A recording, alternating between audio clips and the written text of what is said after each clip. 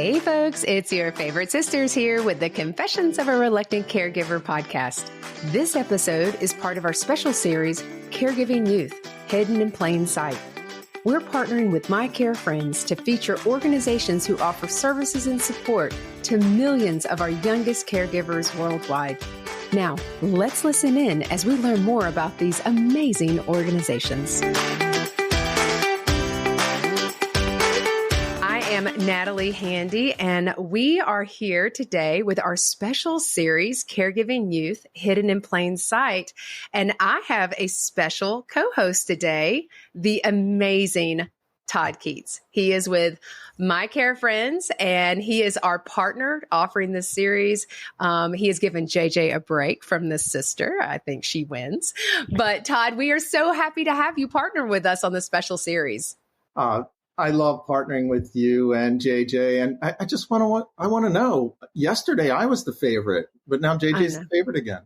Well, I don't know how JJ's. Well, she's the favorite sister. You're clearly our favorite brother, and just so our guests know, JJ and I don't have brothers. So everybody becomes our favorite sister. Everybody's our favorite brother. We don't discriminate. Everybody's included. But today we have an educational episode. This is the first educational episode in the entire series, and we have an amazing group, Todd. We do. I've been so excited for this for months. So let's kick it off. Let's jump right in. Todd, why don't you kind of share just a little bit about who's in the room and for our audio listeners? Oh, well, we have Connie Siskowski from the American Association of Caregiving Youth in the U.S. Mm-hmm. We have Andy McGowan from Carers Trust in the UK.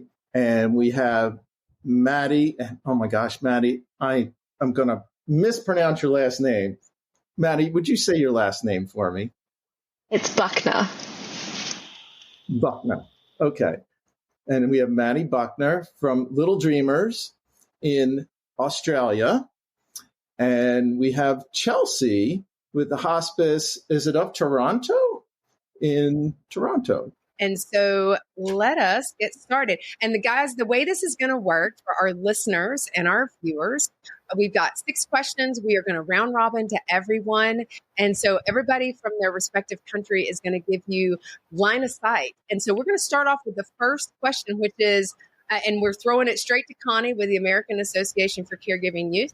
And Connie, why don't you start off by telling us about the organization and the benefits that you all provide to Caregiving Youth. Well, thank you. And I didn't realize I was going to be in the midst of sibling rivalries. My goodness. So our organization actually began as Boca Raton Interfaith in Action way back in 1998 to provide volunteers to people who were homebound and caregiving families. After my research for my doctorate degree, discovered a large population of children in schools who were caregiving and the impact on them. The national study documented that. And in 2006, we began the first ever Caregiving Youth Project in our country. So it's kind of unique in that it works between systems of healthcare, education, and the community, because those are the 3 areas of impact when you provide assistance to someone in your family who is chronically ill or injured or elderly or disabled. We begin with kids in 6th grade, and we do a screening process so that we're using our limited resources for the children who are doing the most care. And we work in partnership with the school district here in Palm Beach County, which is the 10th largest in our country. So we identify the kids in school, and we provide a curriculum that we have copyrighted that goes from 6th grade through 12th grade that's graduated. One of the unusual things is that we do a home visit by our social workers, because we know that it's impossible for children to learn if they're under stress. And so the more that we can focus on reducing the stress of the child, including reducing the stress on the family, has a ripple effect to help the child. And then it also, your brain is not developed yet until you're in your, early 20s or so. And having fun is an important part of brain development and learning to work in teams. So we provide activities. So we've helped about 2,500 kids through the years. And one of the unique things, too, is that, we continue with them as long as they're caregiving. So from 6th grade through 12th grade is 7 years. The average that kids are in our program is about 5.5 years. And our high school graduation rate, average over 10 years, is 98.3%, which has an impact not only for the children and their family, but also for society.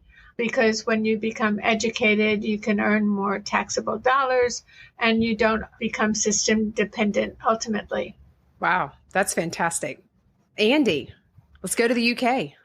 Thanks very much. It's really great to be here. It's this evening here. It's late at night. So I'm from a charity called Carers Trust. So we are a national carers charity that operates across currently sort of 3 parts of the United Kingdom. So we operate in England, Scotland and Wales. And so we're trying to improve the lives of carers of all ages. And part of the way in which we do that is we're also sort of an umbrella organisation for local carer services. So in the UK, we're really blessed and fortunate that we do have lots of support services for young carers. And so we have a network of about 130 different independent local charities, local young carer and carer organisations across the country who are sort of providing the support on the ground. So it might be providing information and advice. It might be running young carer support groups. It might be providing employability support as well. So our role is really to support those local carer organisations to be able to do what they do best, so to be able to provide that support to young carers and their families. And in relation to carers of all ages, our network reaches around about 1 million carers each year. And our role also involves things like providing grants.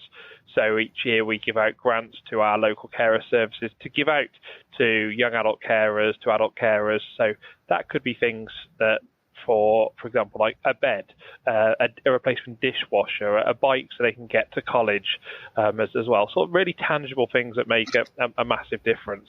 And in addition to the actual support side, we play a huge role in trying to influence government to really sort of improve the lives of carers of all ages. And we do a lot of work around young carers. So trying to improve the support that's available for young carers in school, trying to make sure that no child is having to take on caring responsibilities which are far beyond their years as well. So we put a huge amount of effort in to work in Westminster with our main parliament there as well. That sounds wonderful. Why don't we go back across the pond and let's go to Canada? Hi, Natalie. We're so happy to be here. So I'm Chelsea and I work for the Young Carers program through Hospice Toronto. So our program originated, I know being attached to a hospice is a little bit uncommon, but it originated when our people were going into the homes of these palliative clients and finding children and youth in those homes and recognizing that they were also in need of support as well as other caregivers that might be in that home as well. And so that's where we sort of started and expanded from there to include all different types of young carers. So what the Young Carers program does is we run therapeutic and recreational peer support groups for children and youth who may be in a caregiving role for a family member. So that could be with a life-limiting illness, a chronic illness, a disability, a substance abuse or mental health concern, or even other socioeconomic barriers like a language barrier. And essentially what our programs do is bring these caregivers together, sort of recognize those roles that they're doing. And we run lots of different types of programs. So whether it's respite, workshops that work on a specific skill that'll help them with their caregiving role, like cooking or with homework support, we run things like that, as well as free summer camps, which are a little bit of a mix of everything. And outside of our regular program, we do what we can to also support young caregivers, whether that's awareness projects, trying to improve recognition in Canada, as well as refer families to any other resources they think they can benefit from as well. That sounds fantastic. I love hearing a little bit of differences between each of you, and there's similarities, but a little bit of uniqueness in how you're looking to respond to meet the needs of our young folks. And so let's go to tomorrow. Australia. So, Maddie, how about you tell us about what's going on down under? I know that's so cliche, but honestly, I'm sorry. I just could not get away with it. So, Maddie, let's talk about what Little Dreamers is doing. It's okay. The down under jokes go down well here as well as they go down overseas. You're doing a great job. So I run an organisation called Little Dreamers. We are Australia's leading young carer support organisation. We're also known as a peak body in Australia. So we do direct service delivery and political advocacy and community education. So we were born out of a gap in the Australian community where there was no direct support for young carers.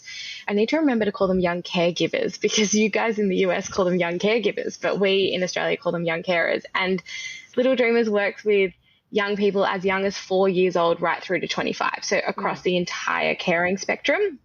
And we try and do that because we try and get in a preventative, proactive space. So we want to make sure that we're supporting young carers from an age where they become a carer as much as we possibly can, to reduce some of the long-term impacts that we see that young carers have, including unemployment, educational disadvantage, financial disadvantage. We kind of work in that space to prevent the long-term side effects we see and risks of being a young carer.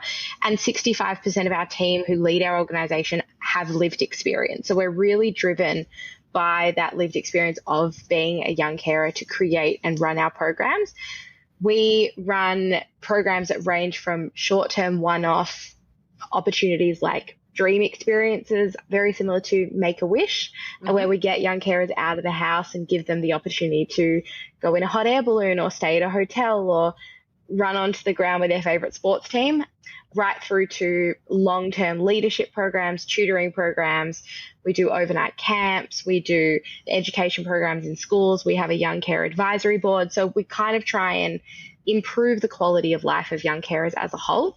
Last year, we delivered just over 14,500 hours of direct support service to young carers. So our organisation is much larger than I ever thought it would be. And the young carers that we have do tend to join our organisation when they're kind of 6, 7 years old, and they stay right through. So we have a young carer who joined our organisation when he was 9, and he's just become a leader in our organisation at 19. So it's I feel like a proud mum all the time when I get to hang out at Little Dreamers programs. I think most people would not expect caregiving at age 4. I wouldn't. I know that Connie, there was the AACY was featured on the Today Show yesterday morning, which is funny, yesterday. And one of the hosts said, I never knew. And that's the thing that's why it's hidden in plain sight. So, let me ask you this. I'm going to push it back to Connie and say, what are some of the biggest challenges that your young caregivers are facing, that you see that they're facing? They have so many challenges, but one of the biggest ones is just a lack of awareness of what they're doing. So not that long ago, we had one of our students had to take her mom for a procedure before school, and she was late, and the teacher didn't ask, why are you late? And instead just gave her detention. And so because the subject is not included in any curriculum, you can't expect people to know what they don't know. And so that's a really big challenge for the kids. And I think also another challenge is the changing of our population and having many families that are undocumented, so that there's resistance to having help at home, because we do provide respite and some other in-home services, as well as there's a fear by the families that if people on the outside knew what the children were doing, that they would be removed. And even one of our congressional representatives who I met with said, well, Connie, they shouldn't be doing this. They should be in foster care. And, again, it's from lack of knowledge, because, you take the child, and there are some states that have old laws that allow the child to be removed if a Child Protective Service worker felt that was the case. But then it's like not logical, because who's going to take care of that child? And then who's going to take care of the person that they were taking care of? And I think right now we're in a time in a climate of some increased violence, and there's fear. Sometimes the kids who live in poverty, can't go outside to play. So that's difficult, as well as affordable housing, that we've had a lot of increases in rent and taxes and money, and that's needed to live. And so families are challenged, and it spills over onto the kids without having the economic resources to be able to provide. And so they've tried to find creative ways to survive. So, for instance, one of our families lived in it was a mom caring for her grandmother and a couple of kids. So they had a 3-bedroom apartment, which they could afford. But as the landlords raised the rent, they could no longer afford that. And they had no place to go. They would be homeless. So instead, they all moved into the master bedroom and then rented out the other 2 bedrooms in order to survive. Those are just real life challenges that these children face. And as I had indicated initially, you can't learn when you're under stress. And so I think feeling stress, and particularly if you don't have that support, is a real challenge academically. Very good points, Connie. Very good points. Andy, what are you guys seeing over in the UK? Yeah, I think I definitely want to sort of pick up where Connie left off around the point around recognition and sort of young carers not realising that they're young carers. Because I think what we see here in the UK is so often they don't see it as a young carer. They just see it, I'm someone's brother, I'm someone's sister, I'm a daughter, I'm a grandson, whatever that relationship might be. And so that's where it's incumbent on the professionals in their lives, the adults in their lives, to actually say, instead of, hey, actually, this isn't the situation every child's in. Because as Connie says, that they only know what they know and they don't know what they don't know. And so what that tends to mean is we often find young carers go many years without getting any support. I think if we compared to sort of internationally, we are really fortunate. There is a lot of support services here in the UK for young carers, but we find that on average, it takes around sort of 3 years from when someone starts caring before someone says, hey, actually, did you know that there's a thing called a young carer and the support available? What help do you need? And we did a survey last year with young carers, and we heard from a couple of young carers where they said, so they started caring when they were 6, but only got identified and linked into support when they were 16. So they went their whole school lives trying to just balance that caring and learning on their own. And so what we tend to find is there are 3 key areas that young carers say it has the biggest impact. One is on their education. So trying to balance their sort of caring situation at home with still being able to do their homework, to get to school on time. So like Connie said, in terms of maybe having to do their caring responsibilities first thing in the morning and then go on to school, or take a younger brother or sister to school.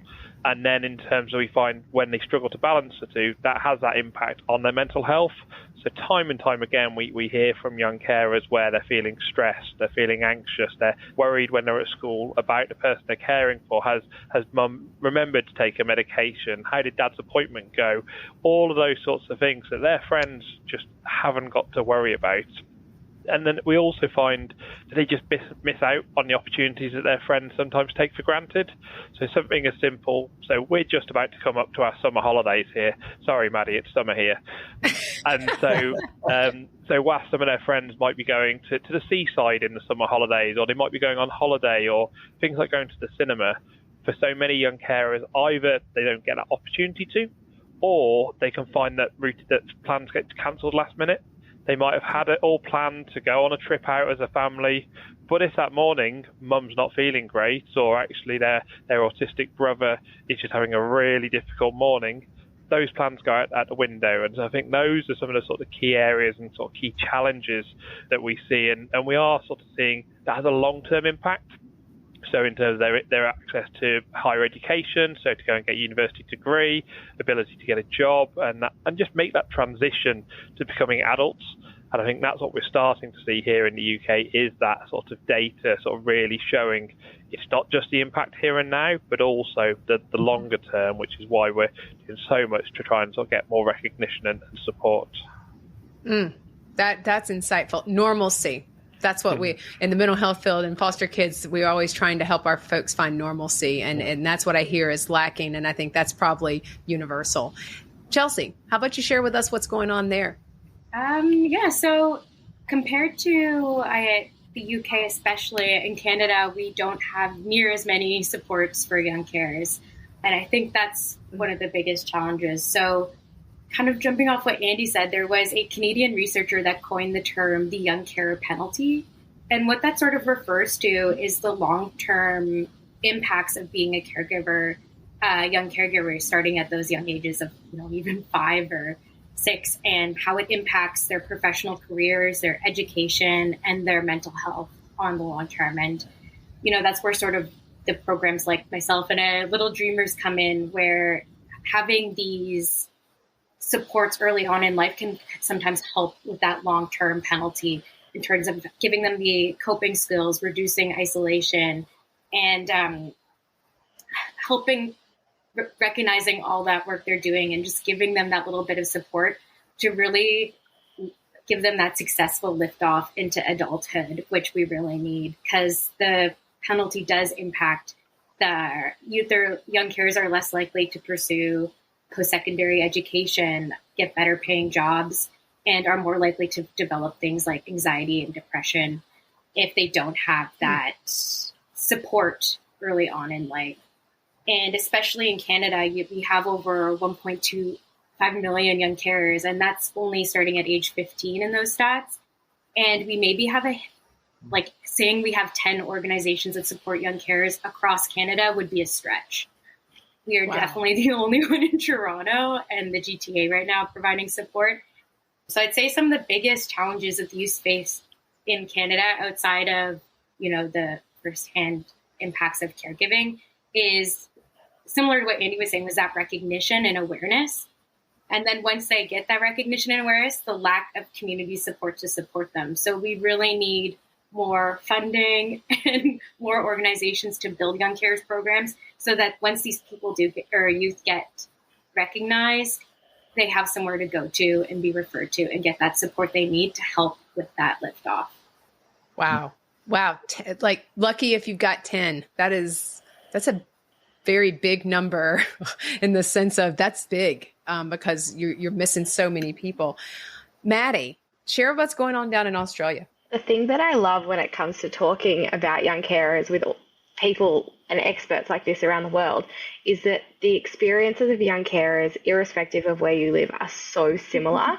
The only difference is the amount of support that exists around them. So we look at countries like the UK, where there are 300 young carer support services, and young carers are, while there needs to be a lot more recognition and awareness, there is support. And then you look at organizations like Connie's in the US, where there is support, but there's not that much awareness, and there's support in specific areas, and same in Canada and in Toronto. Australia is very similar, where we don't have a lot of young carer support services. Little Dreamers is the only organisation in Australia that supports young carers irrespective of their age and who they care for and where they live. So we cover the whole spectrum of care, whereas there might be specific sibling support programs at cancer organisations and things like that, or for mental health young carers. And so there's a massive gap in the Australian community for support, but we also, young carers struggle with awareness and identification significantly in Australia. There is very little understanding of who a young carer is and their experiences, and something that we're also trying to bring up to the top of the conversation in Australia is those inappropriate and unsafe levels of care, and what does that look like, and having those uncomfortable conversations around what happens when a young carer is doing too much, and how do we protect young carers and young people from that. And at the same time, you've got young carers who are struggling with their education. We've got severe amounts of mental health amongst our young carers. We've got very high rates of financial disadvantage. 50% of the young carers who come through our programs live below the poverty line in Australia. So you've got a lot of kind of my favorite word at the moment is intersectionality. You've got a lot of kind of multi-level factors that influence young carers, and they're also young people. And we need to remember that they're going through all of the things that young people go through throughout childhood, and they've just got those other things layered on top. And so I think that the biggest challenge facing young carers in Australia is all of those things that face young people, plus a lack of identification, lack of awareness, and a massive lack of data and research in Australia then helps with the funding and helps with the recognition even more. We don't have that data coming out of Australia at the moment. Well, I have to say, I'm just sitting here in awe of everybody. Yeah. Truly. I mean, I know Connie, and I've known AACY, and I'm on their National Advisory Council. And so I hear it there, and I see all of you posting, but to listen to everything you're sharing and have us all together is just so powerful. There's two things I want to point out before I keep going. Connie mentioned the detention example where, just didn't know. It reminds me of this video that maybe everybody's seen, and I send it out all the time. I don't know who did it or where. It's called Don't Judge. And it's where this kid in sort of a rural community is late. He's late. He keeps getting slapped on the wrist by the teacher. And then his teacher the next morning sees him, this little kid, pushing his mother or his grandmother in a wheelchair. And when he comes back to the classroom and knocks on the door again, he lets him in. And instead, the teacher puts the ruler in the child's hand, puts his hand out, and then gives him a hug. I mean, it brings tears to my eyes. I just watched it the other day. The other thing, Andy mentioned the medication thing. And that's a perfect example because that was something, the thing on the Today Show yesterday, that's one of the things that was brought out. I don't remember which of the two individuals, but they talked about he's calling all the time from school to make sure that his mom's taking medication. So everything you're sharing is just so powerful. And, we really appreciate you all being here. I'm going to go on to a very interesting topic. I'm actually going to switch up the order we talked about before. Do it, Todd. That makes me happy. Yeah, just spice it up. Whatever. So I found Australia's history fascinating. Number one, that it's 30,000 years. And so 30,000 years, and Maddie, you mentioned this in the information you sent over. It's 30,000 years with the First Nations people, and they have care and compassion ingrained in their culture. It just blows my mind. But one thing I want to ask of everybody, and we'll start with Maddie since it was an Australia question to start or topic, is what would you say is the impact that the caregiving youth on minority groups and or in your case, Indigenous people? It's a really good week for us to be having that conversation in Australia this week. It's a week called NAIDOC Week, which is a special week for to encourage everyone to learn about our First Nations history and our First Nations people and culture. And so it's a really exciting week to be talking about this. The Australian First Nations people have been here for 30,000 years, a long time before Australia was the country that it is today and the area that it is today. And it's a really interesting because our First Nations people have significant caregiving responsibilities, but they don't have the word for carers in their language. And so it means that there is a massive barrier to support for our Aboriginal and Indigenous communities. And it's also not something that they would actively go and seek support for because caregiving is a family responsibility and it's just part of what you do, and it's a given that that's what you do in your culture. So we need to make sure in our organisation we don't do this well, and I need to acknowledge that we don't do it well.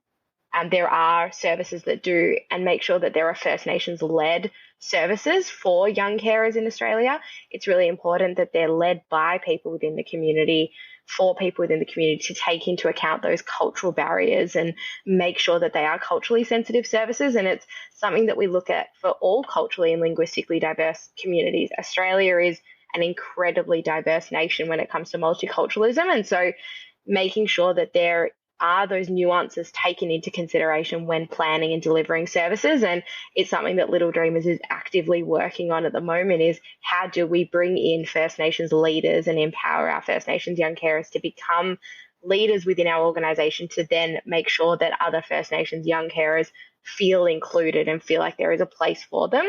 And it's also around representation. When you're having those conversations about who a young carer is, making sure that young carers from all diverse communities see themselves in those conversations. So it's what photos are you using, what language are you using, what words are you using to make sure that they know that they're included in those conversations, to break down those barriers to support and access as well. Thanks, Maddie. Yeah, it just points out there's just so many levels and layers to this topic. We could talk for hours, there's no doubt, days and days.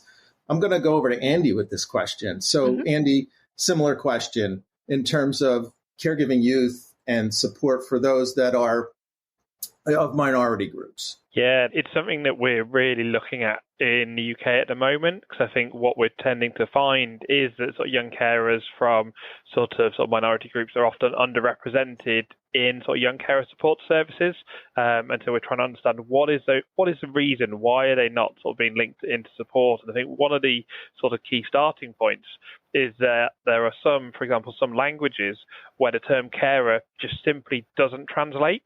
And so even just trying to explain this concept of a carer, there's not a word for it in their language. And I think that then also follows into sometimes some of the cultural expectations.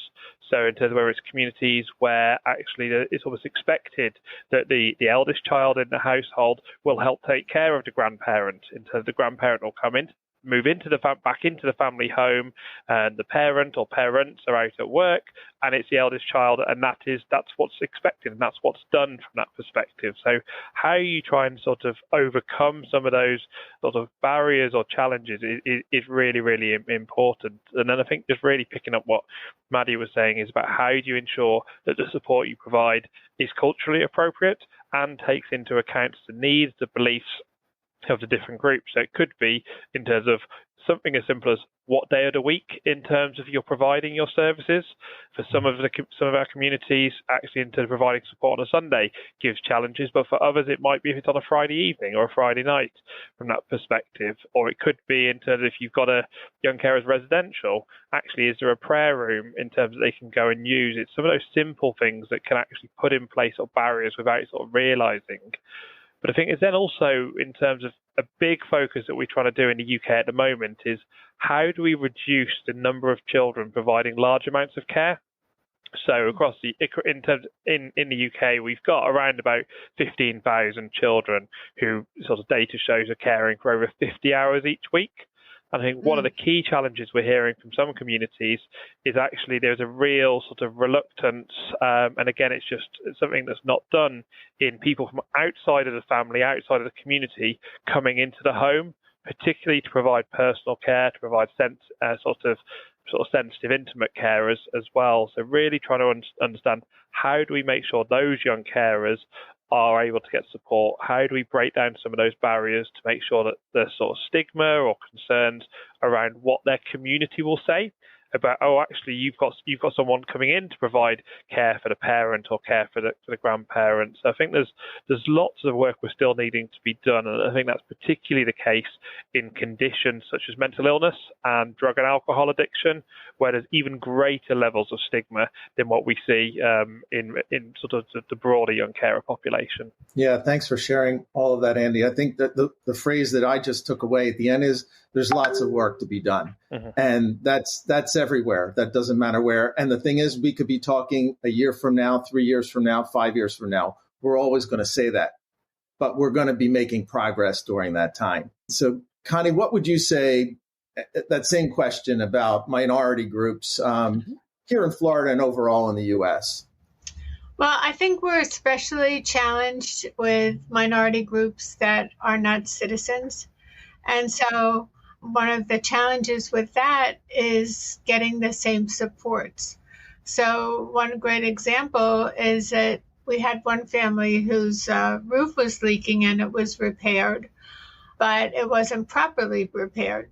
So when we went in to do a home visit, there were 5 different buckets collecting water, and we weren't able to get a regular company to come in to help fix the roof. We had to go to a religious organization in order to get the funds to repair the roof properly. So they didn't really have a voice.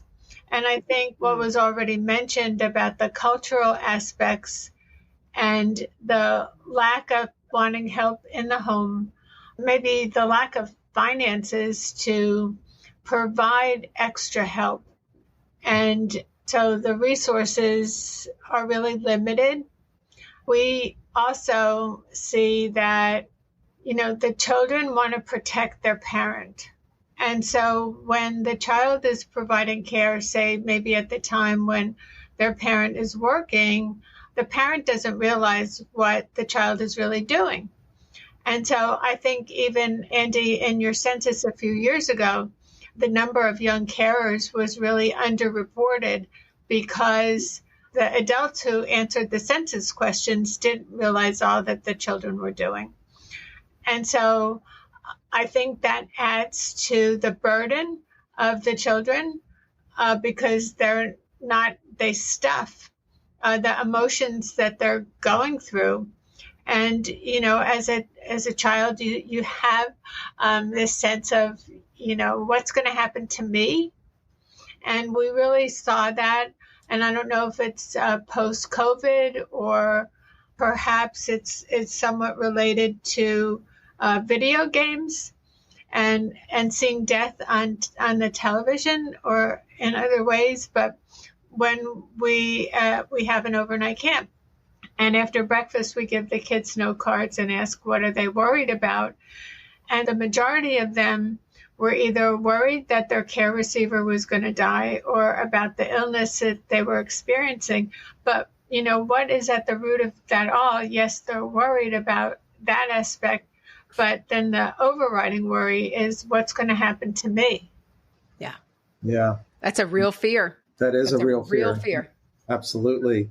So we'll pass this over to Chelsea for the last answer on this related to minorities. And it certainly fits relative to Toronto because there is such a diverse population in Toronto. So Chelsea, what would you say? Yes, certainly similar responses to Maddie and Andy, that there is definitely an underrepresentation in terms of those culturally sensitive and appropriate supports in terms of, offering supports in other languages, having that representation of your own culture in the supports and finding that. Toronto is one of the most diverse cities on the planet, and considering how few and far between young care supports already are in Canada, there is even more barriers finding those, a support in the language you speak or that understands your specific caregiving experience, because already so many caregiving experiences are so unique to the individuals and as well as different cultures. So it's definitely something we are working on and improving to ensure that these individuals can get that culturally sensitive support they need. And similarly, we find that caregiving just looks so different in so many different cultures as well, especially in, multi-generational homes or in cultures that have more so that setup. It's just what you do. You help with your grandma or you help with your sibling, and it's not viewed as caregiving, and that the word caregiving sometimes doesn't even exist. So those are definitely similar barriers we face as well. And Connie, I really resonated with what you said when, you find young carers tend to push those feelings down, and it can be another barrier to getting to support, as well as some of the, cultural barriers. We find young carers want to be maybe the strong one in their family and kind of view their role as they don't want to stress out their parent or guardian more than they have to, or, if it's their other siblings. So they tend to kind of hold all those feelings themselves, and they don't have that same outlet that maybe the parents or the other sibling have, and trying to keep everybody happy and together and, maybe bring levity or more support to the family. Often they don't speak up about their needs and they go unmet. Yeah, thanks. There's so much commonality. It's incredible. So next question, let's start with Connie on this one. We all have to-do lists for everything we do in life. And as organizations, we have to-do lists. When it comes to improving support for caregiving youth, what would you say is at the top in the U.S.? I think at the top in the U.S. is the lack of policy on behalf of the children. you have to be 18 years or older in order to access services. So essentially, even though what the care that they provide mirrors that of an adult family caregiver, in a sense, it's reverse age discrimination, which is kind of interesting at a time when, you're looking for equality and inclusion, and this group has been excluded. So I don't know if some historically goes back to some labor laws and things like that, or, what the reason is. But I think another factor is that the first program in the United States to support family caregivers, called the National Family Caregivers Support Program, that was signed by President Clinton in 2000, was attached to the Older Americans Act.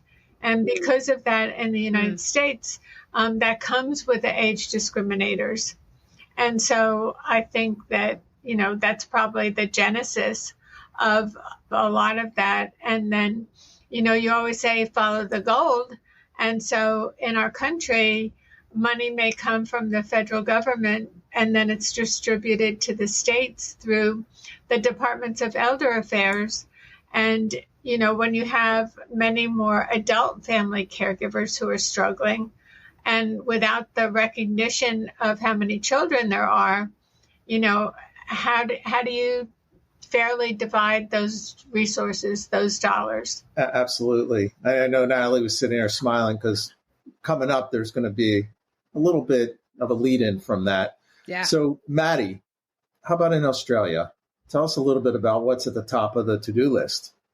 Oh my God, there's so many things on the to-do list in Australia. I think at the moment we're working on the very first national carer strategy that we've had in over 10 years. And so we're hoping that national carer strategy will have a lot more recognition for young carers than our last one did. And we'll actually see some very significant change when it comes to policy and legislation and protections. I do think we just need more support services. Like Little Dreamers, we don't want to do it on our own. We can't do it on our own. And so how do we make sure that there is funding and education and resources to help more support services set up for young carers, so that if you're living in a rural or a regional area, there is consistent support. We see a lot of support services come in for a year while they've got funding, and then they leave again, especially in our rural and regional areas. And so how do we make sure that that's consistent support provided to young carers who live out of the cities? And how do we make sure there is more identification of young carers in our school systems? There are a majority of schools don't recognize young carers or don't have a young carer program. And so how do we make sure that is a set thing embedded within our school system? And how do we make sure that young carers know that there is support out there for them? Those are kind of the things on the to-do list, but there's so much. And we have Carers Week coming up this year, and making sure that young carers are actually recognised and have a voice during Carers Week, because a lot of the time it centres around adults. And so how do we bring that sparkle back to talking about children and carers as well? Yeah, thanks, Maddie. And Andy, same question for you. What's at the top of the to-do list there? Yeah, I think for us here, the thing that's right at the top of the to-do list is trying to make sure that young carers are on the radar of a new government, because many people may well be aware we've just literally recently had our elections, and so we have a new government, we have a new prime minister, which means for a lot of it, it's about opportunities to influence, but also it's about reinforcing messages that we've been putting out over the past few years with the previous government to make sure that young carers doesn't slip off the radar. So I think that's one of the key opportunities for us over the coming weeks and months. But I think picking up on what Maddie said, I think improving identification. I think we've had 30 years of research. We've had sort of years and decades of policy here in the UK. So schools are actually the biggest identifiers. There's still lots of young carers not identified in the school system here. But I think one of the things we're trying to do is to make sure, how do we make sure that health professionals, so doctors, mental health practitioners, people working in hospitals, that they're identifying young carers, those working in sort of social services, so what we call here social care, those who are providing support to adults who've got care needs, are there any children in the household? I think that's one of the areas. And I think I mentioned a moment ago that there's more awareness of young carers in schools, but there's a huge amount of work we still need to do to improve the support that's available in schools. We've got a massive postcode lottery here, which I think for the rest of the sort of guests here will probably sort of recognise, in that you can go to one part of the country, one school, have great support services in place. You can go to a school down the road, nothing. And I think it's that unfairness and that inequality that we're really trying to tackle as well. Yeah, that's a good point. I imagine that's probably prevalent everywhere. So, Chelsea, what would you have to say on this top of the to-do list? Where to begin? I feel like my list is huge, but definitely, I will say that I feel like there is a momentum in Canada growing around caregivers and young caregiver support. So within that sort of momentum, I think the biggest thing on my to-do list would, one, improve funding and growth of these community supports. So a lot of the supports that do exist don't get any government funding, and then there already are so few. So we really need those supports to grow and also have the funds available for them to be able to grow and exist. Outside of that, definitely education and awareness pieces. I myself was a young carer and didn't really know what it was until I applied for this job. And so when a lot of my youth not knowing that was a term or what to do. So I think there still needs to be a lot of education around and growth around that, as well as identifying young carers. So within the healthcare system, school system, within social workers, just so that they do get identified and referred to the supports they need and get that any accommodations they might need in school and things like that to succeed. And lastly, definitely policies around supporting young carers, and that right now, again, in Canada, there's momentum to have a caregiver strategy, and we're in the works of creating one, but there are no policies that support young caregivers at the moment. And so we'd love to see some, legislation and structure in place to kind of be able to build these supports and secure that funding to make sure young carers' needs are getting met. It's so funny, Todd, because several of you talked about policy, and you know what? Policy is what drives funding. And so my background and what I do actually full-time job is policy and advocacy. I work with government entities and seek to make change. And so because I know our time's getting tight. So I'm going to say to you guys, I've got a question around policy, because we have a separate policy panel that's coming up in a couple of episodes. And so if there was one policy change, I feel like I know Connie's, because Connie caught me. I was like, what? That's here in the US? I got you, girl, because I work with at-risk children and youth. And so if there was one policy that you could put into place that you think would pull the lever, what's one policy that you'd be like, I could use that policy right now, and that would be impactful for us? And I'm going to look back at Connie. I'm going to Connie first. Oh boy. So, and you're right. The one policy is inclusion instead of exclusion. Yeah. I appreciate that, Connie. That 18, that caught my attention, because that's also with the VA in our, that supports military. I had spoken with the VA, Connie, and the caregiver support program for our military and veterans. Also, the age limit is 18. And so that's something I'll be working on the VA Good. too. We need right it. alongside you. I'm all about it, girl. I got you. Let's go to Maddie. What's the one policy that would be a pull a lever for you? It would be the creation of a Care Act or a carers policy. We don't have one. We have a Carers Recognition Act that nobody knows about, but actually having a Care Act, which goes beyond just recognition, having that would change the game for young carers in Australia. Chelsea. I think one, it's hard to pick just one, but I think if I had to narrow it down to one, it would be similar to one that exists in the UK, where it's the assessments, the right to an assessment of needs, so that young carers actually, we can use that policy to ensure that they do actually get recognized and noticed within maybe a family when they go to get the healthcare they need and refer to that support. Chelsea, would you say would that be assessment be completed in the school? Would it be a mental health assessment by as a part of mental health services, or maybe by a pediatrician?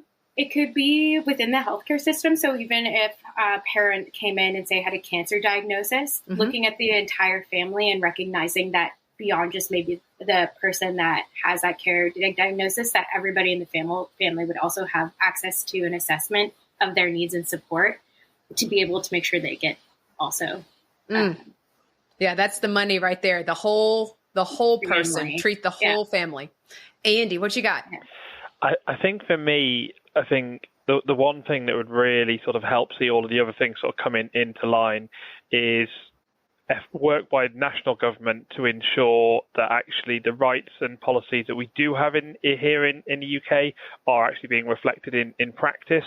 So I think Chelsea has mentioned about the right to an assessment. Actually, this year is the 10-year anniversary of the legislation that sort of gave young carers those sort of landmark rights. But actually, in terms of the fact we've got 15,000 children caring for over 50 hours every single week, that shows in terms of actually that we've really got nowhere in terms of actually trying to tackle that inappropriate and excessive care. So yes, I think better accountability in terms of whether it's in education, in social care, in health, about making sure that those rights and policies that are in place here in England are actually being implemented and being sort of recognised the impact for young carers on the ground. Yeah. Man, Todd, I'm fired up. Yeah, I am too. I know we're bumping up against time. No worries. Keep going. So my final question, and we've talked about so much of this, so it's almost asking you just to pull it all together in the answer to this question, as concisely as possible, of course. What does the future of caregiving youth support need to look like in your country? And let's start with Maddie. Yeah. The future of caregiving support in Australia needs to look like equality. It needs to look like equal opportunities for all young people, irrespective of whether they have a caring role or not in their home. It needs to look like young people being able to have the opportunity to have a childhood and be a young person alongside their caring role, and still have the space to figure out who they are and what the future looks like and what their identity is outside of their caring role. I think our caring role, and having grown up as a young carer myself, our caring role makes up so much of who we are, but it doesn't need to define everything about ourselves. So the future of young carers and caregiving support in Australia needs to look like making sure young carers have the space and the opportunity to figure out who they are. I love that. Chelsea, I'm going to bump back over to you. How about in Canada? Yeah, again, I'd love to see some of those policy changes come into place, more funding and better support for the creation of community programs as well for the ones that exist. Equal support for all young carers, regardless of their background, and making sure they can also don't have any barriers to the supports they need that way. And yeah, just the young carers to have a chance to, similar to what Maddie said, really develop their identity outside of their caregiving role. I know there's research that shows that young carers tend to enter helping professions, and there's a tie with that just because it becomes so much of who you are within that. And yeah, just the chance for them to also have the space to be kid again and have maybe some of those responsibilities fall for just a minute. Yeah, thanks. Yeah. How about Andy? What do you say? Yeah, I think in terms of the outcomes we're trying to achieve, it's exactly what Maddie and Chelsea just said around that equality, and that actually no child ends up taking on levels of caring responsibilities that either are sort of just inappropriate or sort of excessive, but also in terms of meaning they don't have those same life opportunities, so they don't get that fair future, the chance to go on to higher education, to get a job, to be able to have a good transition, and just as Chelsea said, be a young person. So in terms of what the caregiving support looks like, I think it's a consistent approach that focuses on sort of three key areas. One is trying to prevent children being a young carer in the first place, where that's possible. Where that's not possible, and there are lots of situations where it's physically not possible, it's about reducing the amount of care they're providing. And then the third one is making sure there's support in place to actually reduce the impact. So to make sure that they're able to get support with their education, with their mental health, to have a break from caring. I think when we have those three elements in place consistently across the whole of the UK, that's when we'll be in a sort of much better place for young carers. I want that for everybody, Andy. Man, I want that for everybody. I love how you broke that down, for sure. Yeah. Absolutely. Okay. So, Connie, bring us home on this question. Okay, my turn. So, within the United States, several states have statewide task forces, because it's not just the government, but it's also how the state responds. And so inclusion of caregiving youth in those statewide task forces on family caregivers, as well as in the national strategy, which again tends to not have the voice of the children in it. I think also, I believe in some of your countries, you provide some finances, some financial support if there's a young carer. And so we don't provide right now any incentives as a reward for kids who are caregiving, except within our organization, we are able to give community service hours, since that's a requirement for high school graduation and something that we will be expanding.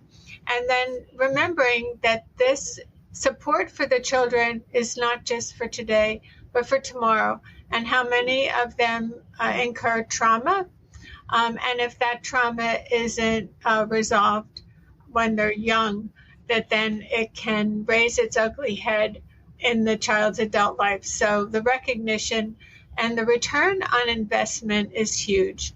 And so I think, that's got to play into the minds of people who will offer financial support. Man. Powerful. Yeah. I feel like a better person right now, Todd, in the sense of I'm fired up and I'm like, ooh, I am ready. Like, you guys are such a powerhouse group of advocates, and you're not only doing direct, you're doing micro and macro. I'm a social worker, and I just see all the things that you're doing. You're wearing so many hats and just so impressive. And so the last question, which is, what is one thing that you want our listeners and viewers to take away? What's the one thing you were like, I really want, if you got nothing else, this is really something I really want you to take away? And let's start with Chelsea. Yeah, I think there's just one thing we haven't taken the time to highlight it yet. I think I've got my point across and the changes that need to happen. But I'd also just love to acknowledge, we've talked a lot about the challenges these young people face, but I just want to acknowledge a lot of the strengths that come with caregiving roles as well. Like, a lot of our young carers tend to be have natural leadership qualities within them. They tend to be more empathetic and compassionate than a lot of their peers, and great in crisis, a lot of other things too. So I just want to highlight, although there might be a lot of challenges they face in terms of that, I may be biased, but some of the greatest group of young people, and I feel so privileged to work with them, and just making sure we include their strengths and voices in the supports and research and all these sort of developments we take in to make sure it really is being guided and led by their incredible voices. That's amazing. Good point. Way to come back to strength space, my friend. Andy, let's go to you. Yeah, firstly, thank you, Chelsea, for bringing in that positive side. Absolutely, that's what we hear from young carers so much. I think for me, Chelsea earlier said that there's momentum in relation to young carers from a policy perspective. So I think to go alongside that, what I'd be really keen for listeners to sort of take away is that young carers are everyone's business, whether you call them young carers, whether you call them caregiving youth or any other title. Right now, all across the world, there will be young carers in our schools, in our GPs, our doctors' surgeries, our hospitals, in our streets where we live. And they are the ones who we need to be thinking about, actually, in terms of the child supporting a mum who's struggling with depression, or helping to support their autistic sibling, or supporting a dad with Alzheimer's, etc. That's the thing. Once we get to that point of realizing that young carers are everyone's business and we've all got a role to play in recognizing them, that's when we can start to get that culture change, that shift in the sort of awareness as well. Miss Connie. I would say that there's a great opportunity to recognize caregiving youth within congregations, and to be able to share more information to embrace them and support them. Yeah. Thank you, Miss Connie. Maddie, let's wrap her up. Those are some hard acts to follow, I tell ya. I think that Chelsea, Andy, and Connie have said it so beautifully that we do need to recognize young carers' strengths, and we need to make sure that we're having conversations about the incredible and beautiful things that young carers bring to the world that we often don't realize that are skills that we're developing in our caring roles. But I also think that we need to make sure that we're asking young carers a very simple question of how are they? I think so often we say, how are you? How's your family? And the automatic response is, yeah, mum who I'm caring for is doing well. She's healthy or she's in hospital. But really making sure that if you're listening to this today and you know a young carer, make sure you ask them how they are doing and try and get them to answer how they are rather than how their family is. And I think giving young carers the recognition and space to express how they're feeling is something that goes far beyond kind of a day impact, and it recognizes and celebrates everything young carers have to give. You know, Todd, that ends us perfectly because they are hidden in plain sight. And that's the caregiving youth series is about these youth. They have to self-identify, but we have to see them, and asking them how they're doing, I think, is critical. You know, I'm going to tell you, these amazing organizations, Todd, they do all these services at no cost, to families. But friends, you're listening and watching. These folks, these services do cost money. And so every one of these amazing nonprofits, I would encourage you to seek them out. We'll have all their contacts on our show notes. We'll have them on our websites. Todd and I are committed to making sure everybody's on our websites. Go to their individual websites, donate to them, because you are pouring into tomorrow's leaders. That's what you're pouring into. And I'm going to tell you, these are some organized little leaders. And so, guys, thank you so much. Todd, thank you for co-hosting with me. This has been so fantastic. Maddie, Chelsea, Andy, Connie, love you. You guys are amazing. Thank you so much. So, thank you so much. Absolutely. Thank you, everyone. Thank you. And until we confess again, we will see you next time. Thank you for being a part of Caregiving Youth Hidden in Plain Sight, our special series with Confessions of a Reluctant Caregiver, and our partner, My Care Friends with Todd. Thanks. Well, friends, that's a wrap for today's educational episode. Thank you for listening to our special series, Caregiving Youth Hidden in Plain Sight. And don't forget to visit our website to sign up for our monthly newsletter, sign up for the free Sisterhood Advantage Discount Club, and of course, connect with us on Facebook, Instagram, LinkedIn, TikTok, Twitter, and Pinterest. You'll also find the video recording of all our episodes on the Confessions website and our YouTube channel. We'll see you next time when we confess again.